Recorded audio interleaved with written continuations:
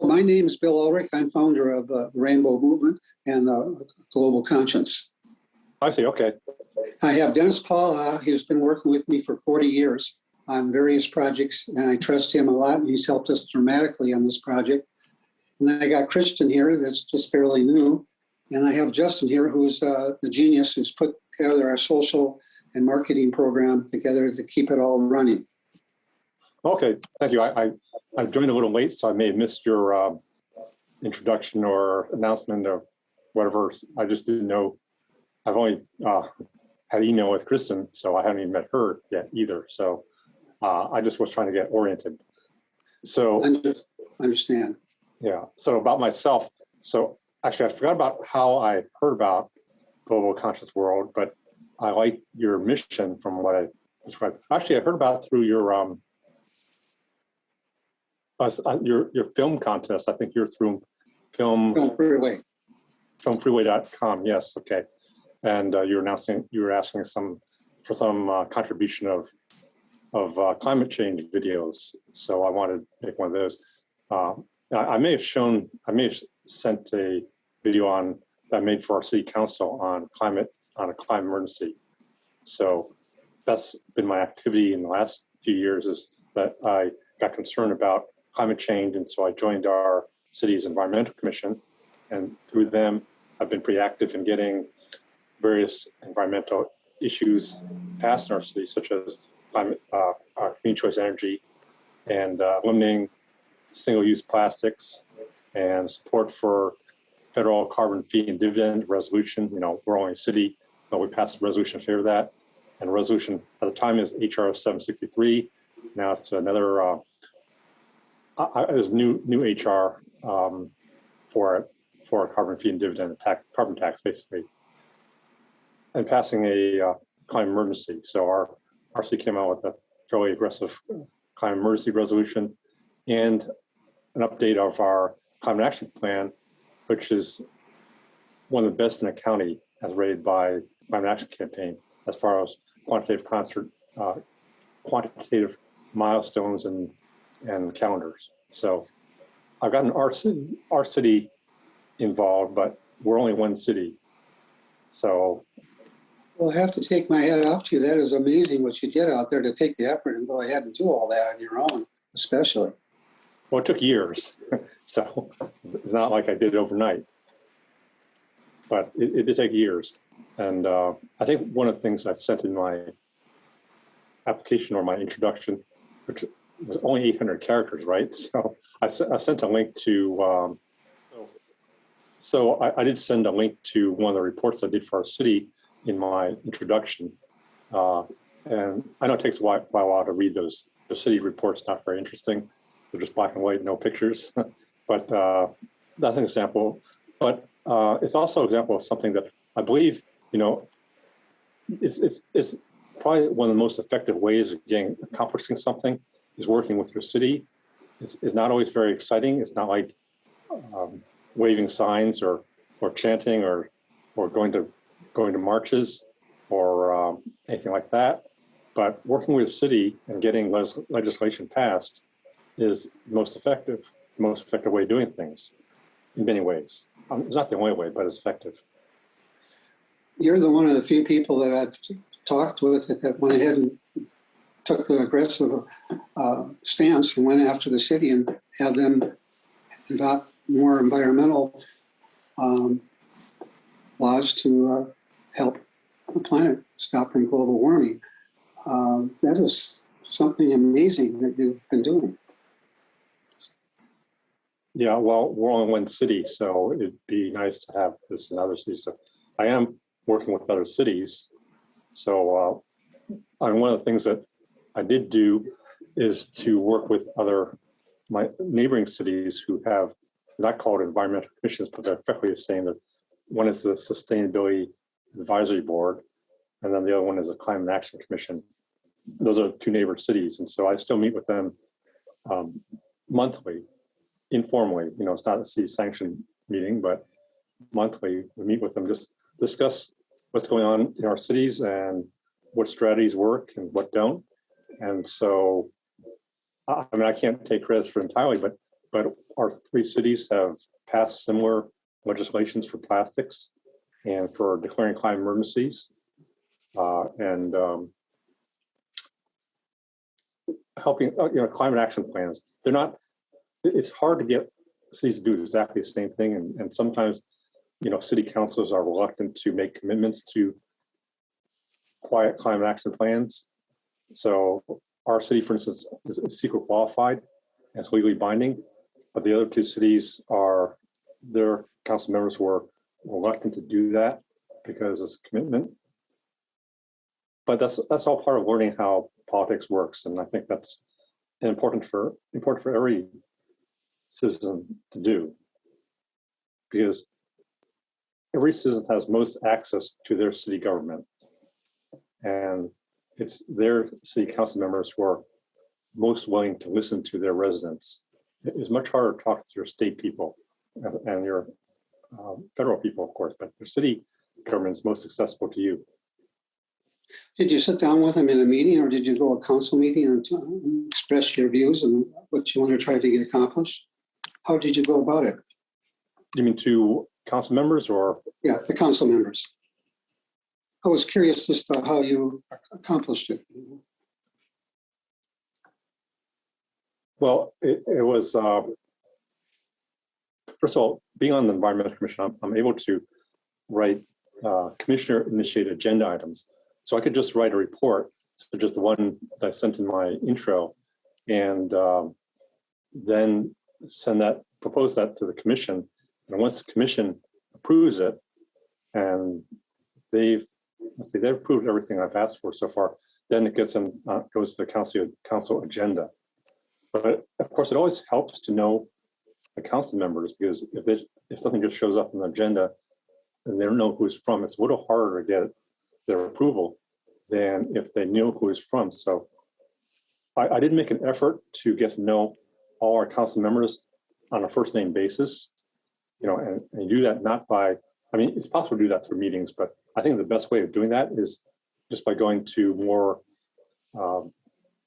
informal occasions, such as, if there's a grand opening for a park, or they're having a holiday celebration, it's a chance you can talk to them one-on-one informally rather than in a time-constrained meeting. Or I think even worse is, not worse, but not as effective as going to a city council meeting and speaking for 3 minutes as a public speaker. I think that, it gives you some satisfaction you've done something, but I don't think it shows a connection between you and the council members. But being able to talk to them informally is the best way, I think. You have some valuable tips here for other people that want to get involved in working with their cities. Would you be willing to help others that wanted to go ahead and approach your cities to do the type of? Well, I haven't done that, and I have, because I do work with other cities, and I encourage other people, in environmental organizations to do that. But the other thing is, every city is different. So what works in one city may not work in another. So I'm willing to give advice, but the advice I give won't necessarily work in some resident city. Like, another city that's adjacent to mine is Carlsbad, and I went and talked to them. They don't even have an environmental commission, so I went and talked to their city council members. Their city is different in that 3 of their council members, they have 5 total, 3 of them have open office hours, which means that you can just show up at their office hours. Like typically it's 1 day a week between, say, 10 and 2, and then you put your name on the list for talking with the council members, and they will talk to you without an appointment. And I took that opportunity to say, look, you need to update your climate action plan. You should try and get an environmental commission to save your city staff a lot of work. And there's something else to ask for. I asked for 3 things. This is 2 years ago, so I don't remember. But of course, I wasn't effective in getting them to start an environmental commission, since I'm not even a member of I'm not even a resident of the city. And it takes, I think, a few dozen people to ask. But that, I think, is one of the most effective ways of getting environmental action done. So again, I'm happy to talk to people, and I do talk to people, but every city is different. I understand. At least you can give them some guidance if there's somebody else that would like to go ahead and approach their city to pass various environmental laws. Well, one thing I can tell people, and I know this myself, that sometimes it's intimidating to talk to a city council member. It's intimidating if you've never done it before. It's intimidating to be a public speaker with 3 minutes. You know, you're given 3 minutes to speak at the podium with a microphone, and everyone's looking at you and cameras on you. That is kind of scary. And that is probably the biggest hurdle for people, is to do that, because it's not, once you've done, the first time's the hardest. Once you've done it once, it gets a little easier the next time. But the other part is that maybe, I'm just guessing, but 1 of 1,000 people would do that. So if you're willing to do that, then it's like you're speaking for 1,000 people. So it's something that should be done, and that's why public meetings are arranged the way they are, is to give the public a voice that's really utilized. Oh, you're certainly speaking up. Dennis, do you have anything you want to ask questions here? No, I don't. Okay, Justin, do you have anything? Well, what I get down to here is that, how do we support you? How can we help you? We can send you information. You could send it out to various groups, various cities. What we're trying to do is our ambassadors, we're trying to give them the tools to spread the word about environmental issues. And I was wondering what we could do to maybe help you. What would be helpful for you?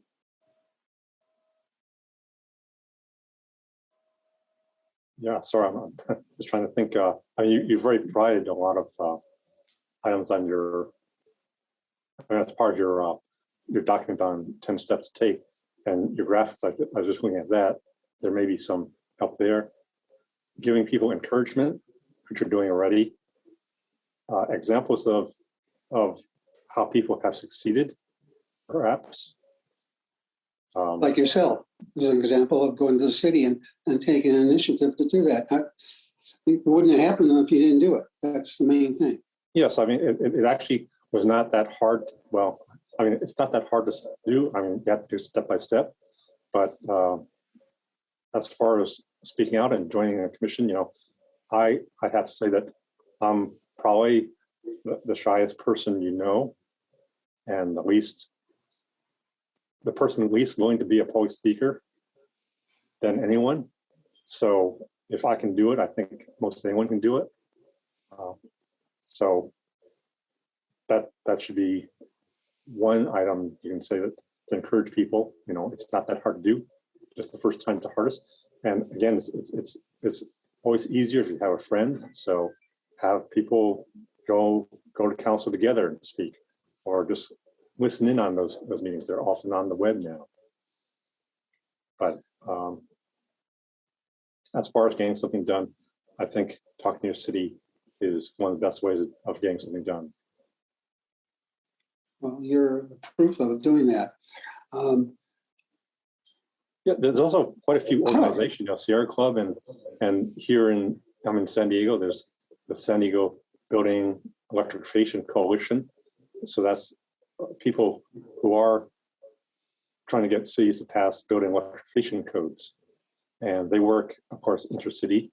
So that's one way that I'm able to talk to people working in other cities as well.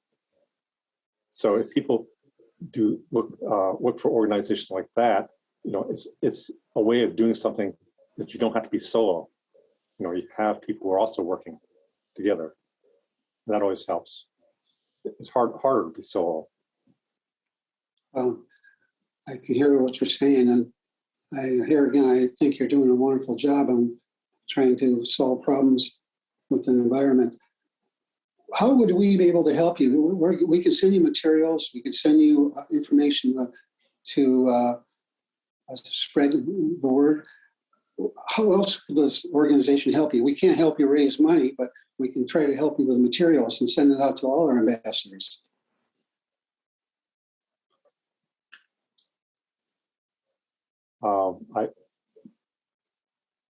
I'm not sure.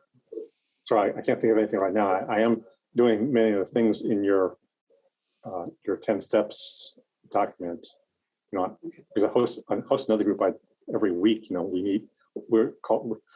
Somehow I didn't name it, but we call ourselves an eco-sustainability piece, and we just have an informal lunch meeting every Friday and chat and kind of network and come up with ideas.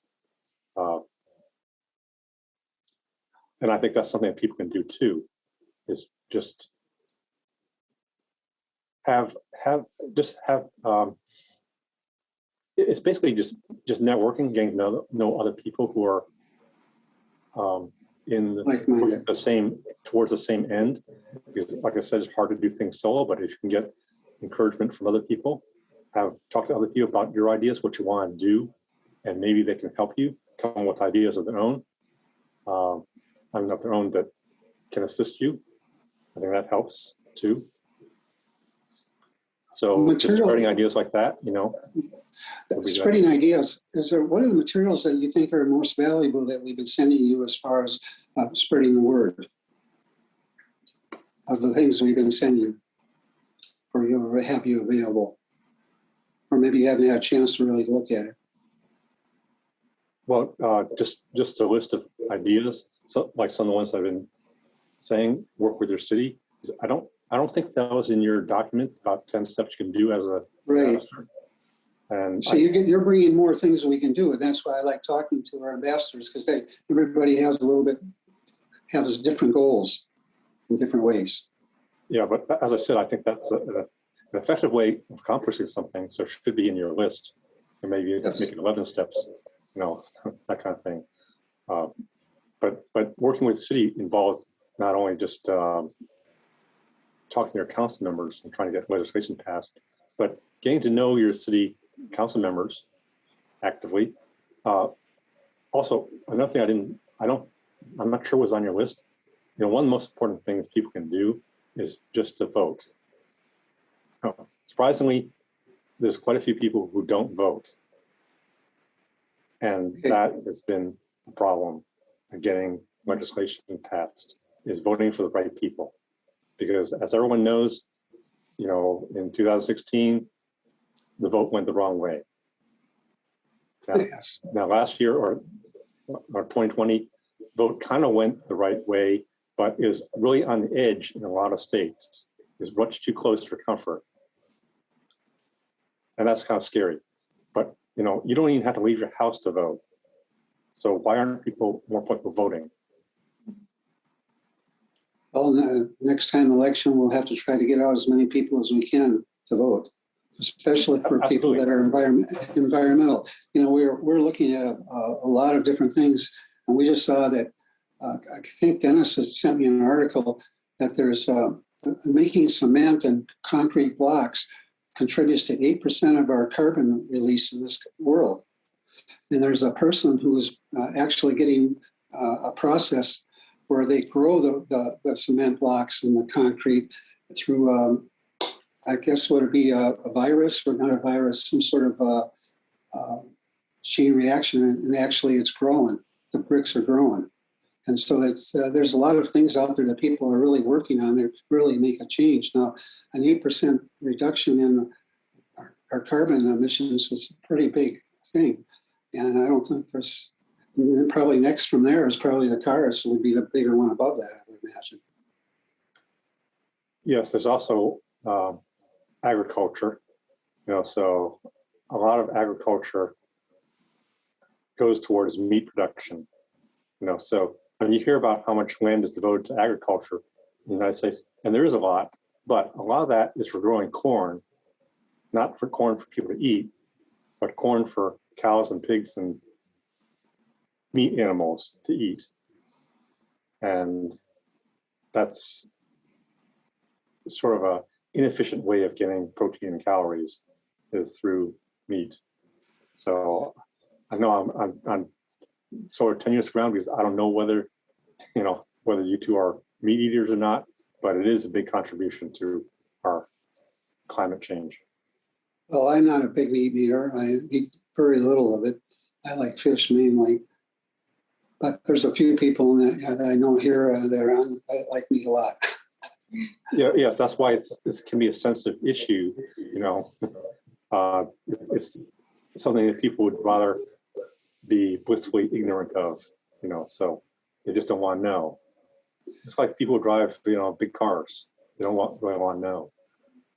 So What I'd like to do is maybe have you take a look at what we can send you over the next few weeks, and maybe touch base with you in 2 or 3 weeks and see how things are going and how you progress, and see if what we're giving you is enough to make a difference and to expand what we're trying to get accomplished.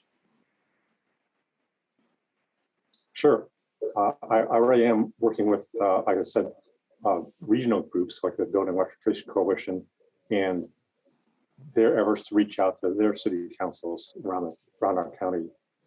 And then I run this weekly group that I talk to people, and I meet with our neighboring cities' environmental commissions to try and scheme and get their cities to work too. I also am on my assembly members. Sorry, I don't know what state you're in, but California has a assembly and a senate. It's kind of like House and Senate. So our assembly, my assembly member used to be our council member, so I know her on a first name basis too. But she's a lot busier, and it's a lot hard. Like I said before, it's a lot harder to talk to her because she's busier. Plus, she's in Sacramento a lot. And so, as I said, state officials are a lot harder to talk to than city officials. Well, I think we'll talk as a group here because we're a team. But my feeling is that we're going to go ahead and do something with the people to contact the city council and to make change. You made a big change and a long-term change in your city. So I think that's important for other people to take notice of what you've done. You're willing to go out there and hand them a hand and babysit them through. That is really great. Would you mind doing that? If anybody really wanted to babysit them through, that you could do that? I'd be happy to do that, but let me also say that all the things I mentioned, community choice energy and plastics, and all that was an effort over several years. I was on the environmental commission for 7 or 8 years. So the other thing you learn is government doesn't work that quickly. So the climate emergency one, that one, I started working on that in November of 2019, and I had meetings with city staff about what was possible or permissible, and it got approved by a commission around June of 2020, and then it got into the city council agenda by I believe December 2020. So it was about a year, but that was actually one of the faster ones. Plastics took 18 months or so, and community choice energy was more like 2 years. So that's the part I was saying before. It's often not quite as satisfying as holding signs above the freeway or going to marches. It takes a while for things to happen, but when it does happen, it's more effective than holding signs.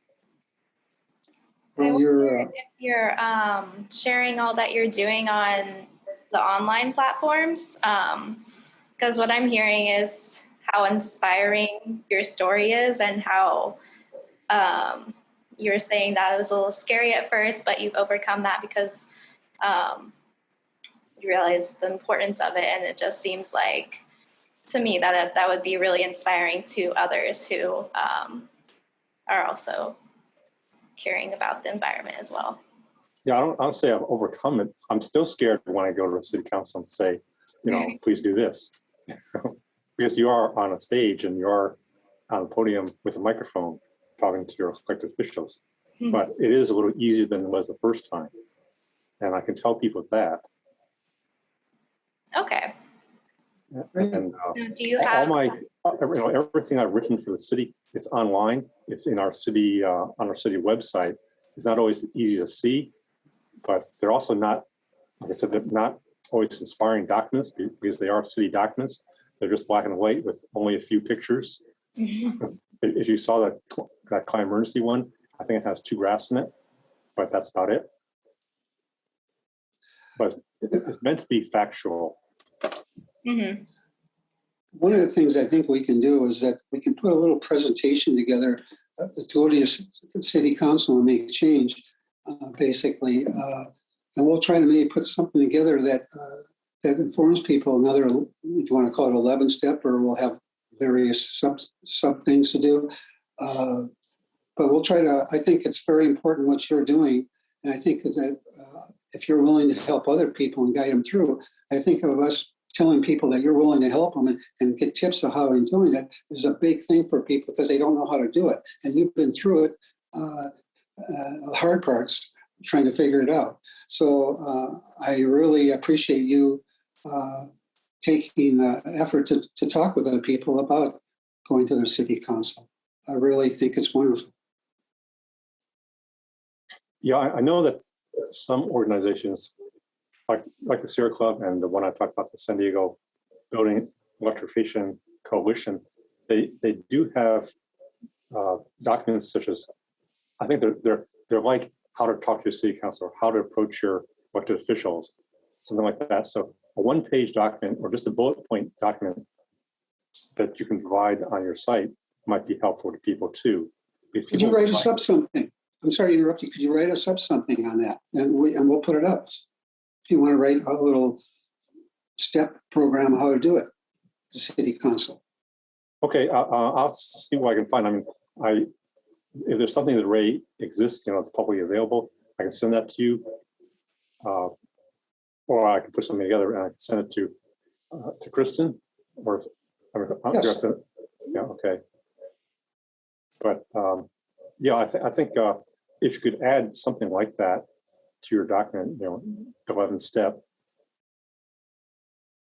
would be good.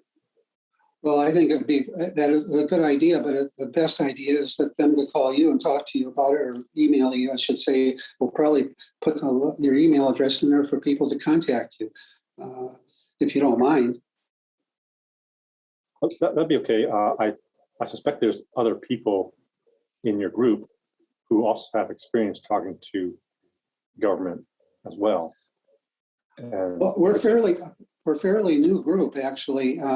In fact, we just started ambassadors about 90 days ago. So we're growing fast, and we have a lot of momentum, but we're not that seasoned yet. And that's why you're actually the second ambassador I'm talking to.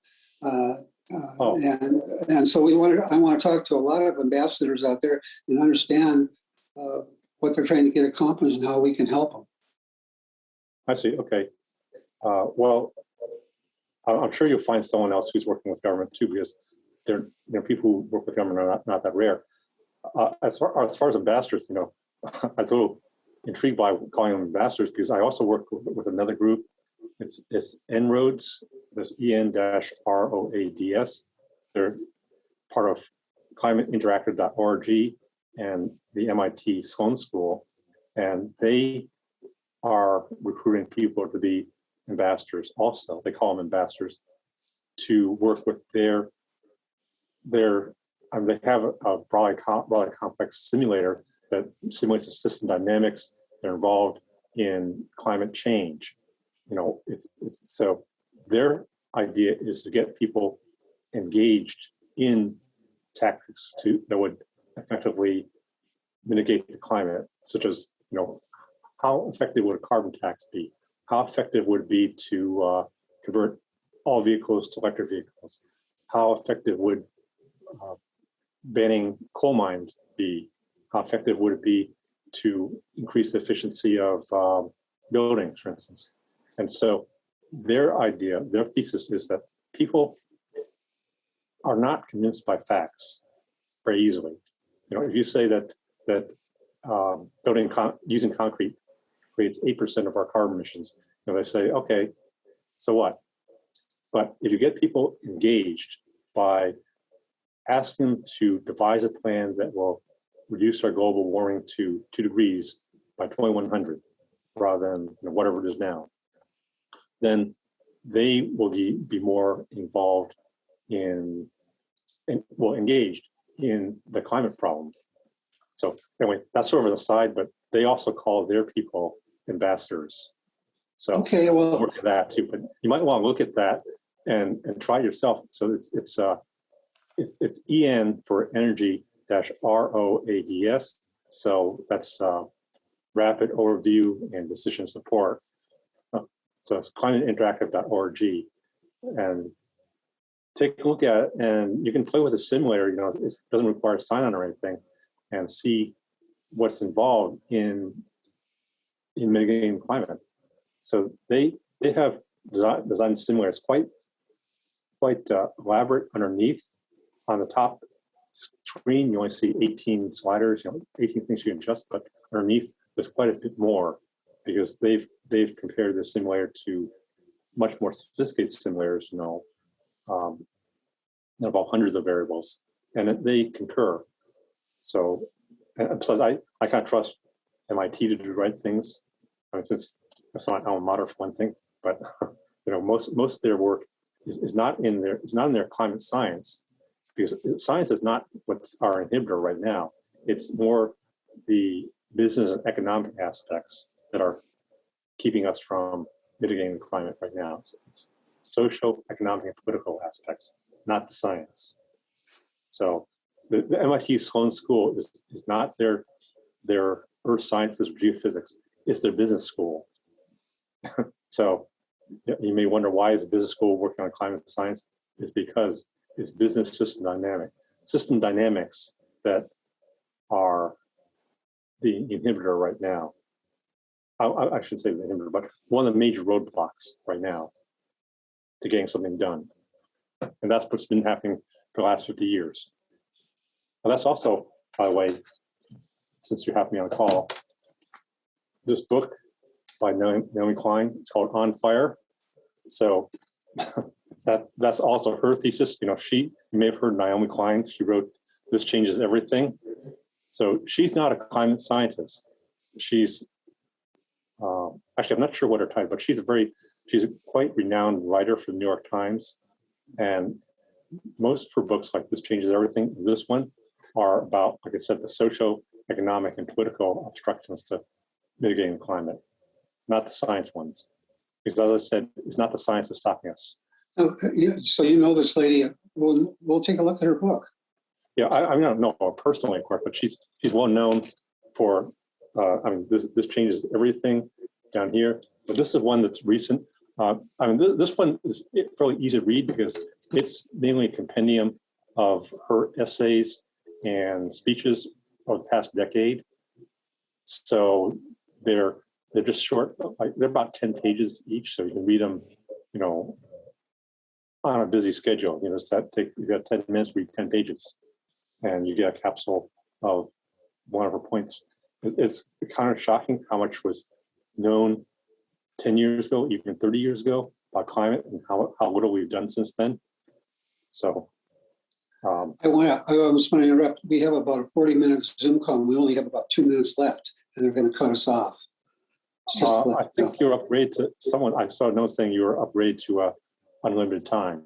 But are we so far, or do we do that yet? I don't think so. Well, something popped up saying you upgrade to unlimited time. So well, we're in the process of that, but we didn't do it yet. Okay. Either way, if we get cut off, we can just rejoin, or we may be done anyway. Well, I think we have enough here. There's less. Want to say anything else? I think the main thing is that you're willing to help people work with other cities to pass laws, and that's really a big thing. And if we can encourage people to give you a call and to or email you, and you can guide them through if they want to do that, that's a big help. And that might encourage a lot of people to come and see you.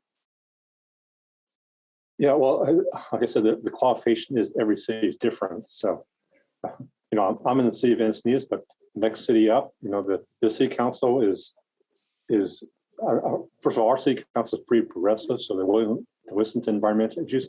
The next city up, they only have 4 council members now since one resigned, but now it's split 2 and 2, pro-business, and the other 2 are progressive, so they're not so amenable to environmental issues. They're the ones who do not have an environmental commission. The next city up from that is Oceanside, and they're kind of 4-1, 4 being business and 1 person being environmental. So their attitude will be entirely different than my city. And so whatever city your ambassador may be in, again, could be different than my city. Or so there's that qualification. I understand. Well, thank you for explaining all that. Anybody else have anything? Kristen, do you have anything? No, I just wanted to thank you for sharing all that. Yeah, it reminded me how other organizations have things you could print out on the computer and give to like the county or grocery stores with their plastic bags or stuff like that. So I think that's a really important thing to think about. And I think you seem like a really great leader in the climate crisis. So. Let me say, you mentioned plastic bags. So, our city banned plastic bags, single-use plastic bags, and so did about 120 other cities in California. And at that point, then the state decided to ban plastic bags. So that's an example of how working with your city, one by one, it took a long time, but eventually you get up to state. If enough states do it, maybe the federal government would do it. But everything starts in cities. That's a logical progression to make things happen. And you're making it happen. If it's went to the state level already, why not the federal level eventually? Keep doing it for good work. You have most access to your city council members, and get the snowball rolling with your city. Great. Well, thank you for your time, and I appreciate it. And we'll talk to you in the near future, and we'll start working with this city. So we'll talk with our team here and put something together. Okay. Let's say also thank you for what you're doing in organizing GlobalConscience.World, because everyone knows we need people who can solve this problem, and you're taking a big step to do that. So we need organizations like yours. Well, thank you. I hope that we can make a change in the world, because we need to do it for our future children.